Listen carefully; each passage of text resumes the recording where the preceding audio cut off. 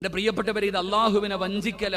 അത് ഏത് കാര്യമാണെങ്കിലും, ഇൽമിന്റെ വിഷയമാണെങ്കിലും, സദക്കയുടെ വിഷയമാണെങ്കിലും, ഏത് സൽക്കർമ്മമാണെങ്കിലും, ജനങ്ങളുടെ മുന്നിൽ പേര് കിട്ടുന്നതിന് വേണ്ടി ഞാനും നിങ്ങളും അങ്ങനെ ചെയ്യുകയാണെങ്കിൽ, നാളെ പരലോകത്ത് നീ കടന്നു വരുമ്പോ അള്ളാഹുവിന്റെ ഭാഗത്ത് നിന്ന് നിന്നെ വിളിക്കുന്നത് യാ കാഫിർ, എടാ സത്യനിഷേധി, കാഫിർ എന്നാണ് നിന്നെ വിളിക്കുന്നത്.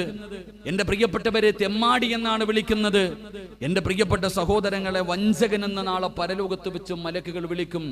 എടാ പരാജയപ്പെട്ടു പോയവനെ എന്ന് അള്ളാഹുവിന്റെ മലക്കുകൾ നാല് പേരുകളാണ് ഇങ്ങനെയുള്ള മനുഷ്യനെ പരലോകത്ത് വെച്ച് വിളിക്കുന്നത് എന്ന് ആദരവായ പ്രവാചകൻ നബി മുഹമ്മദ് മുസ്തഫ സല്ലല്ലാഹു അലൈഹി വസല്ലമ തങ്ങൾ പഠിപ്പിക്കുമ്പോൾ, എന്റെ പ്രിയപ്പെട്ടവരെ, ഏതൊരു സൽക്കർമ്മമാണെങ്കിലും നമുക്കതിനകത്ത് ഇഖ്ലാസ് ഉണ്ടാകണം.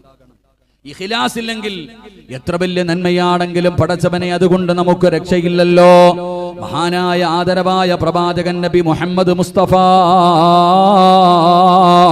സല്ലല്ലാഹു അലൈഹി വസല്ലമ തങ്ങൾ പറയുകയാണ്, മഹാനായ ശദ്ദാദ് ഇബ്നു ഔസ് റളിയല്ലാഹു തആല അൻഹു പറയുകയാ, റഅയ്തു റസൂലല്ലാഹി സല്ലല്ലാഹു അലൈഹി വസല്ലം യബ്ഖീ